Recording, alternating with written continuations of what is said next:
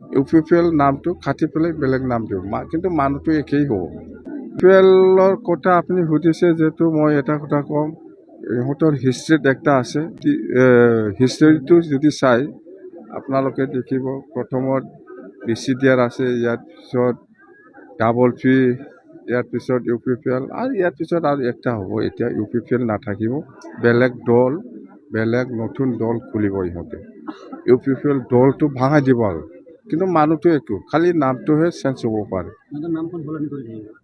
এইটোতো স্বাভাৱিক, নেচাৰেল। আপোনালোকে আগৰ পৰা হিষ্ট্ৰীটো চাওক, বুৰঞ্জীটো চাওক, সেইটোৱে। ইউপিপিএল নামটো কাটি পেলাই বেলেগ নাম দিওঁ কিন্তু মানুহটো একেই হ'ব। সেইটোৱে কৈছোঁ মই।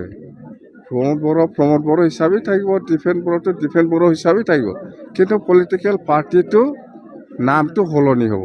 আগত BCDR, ডাবল পি, ইউপিপিএল, এতিয়া নতুন একটা আৰু নাম ওলাব। এইটো ইউজি ব্ৰহ্মই জানে এনেকুৱা নাম দিয়াৰ এক্সপাৰ্ট। 5-6টা পৰিষদ ইউপিপিএলৰ ইহঁতেতো এই দলৰ হিচাপত যাব। আপুনি যেনিবা কি নাম দিব, এই দলত যাব।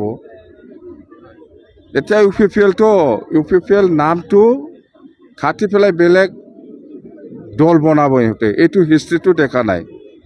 BCDR, ডাবল পি, ইউপিপিএল, এতিয়া ইউপিপিএল নাথাকিব, নতুন দল একটা গঠন কৰিব। মানুহ কিন্তু একে হ'ব, খালি নামটো সলনি হ'ব। নহয়, গোটেই এণ্টায়াৰ BTCৰ উন্নয়ন হ'ব লাগে, সেইটোৱেই মোৰ 1 নম্বৰ প্ৰায়ৰিটি। মই বাৰে বাৰে কৈছোঁ, আমাৰ মন্ত্ৰীটো ডাঙৰ ইছ্যু নহয়, BTC উন্নতি কৰাটোহে ডাঙৰ ইছ্যু।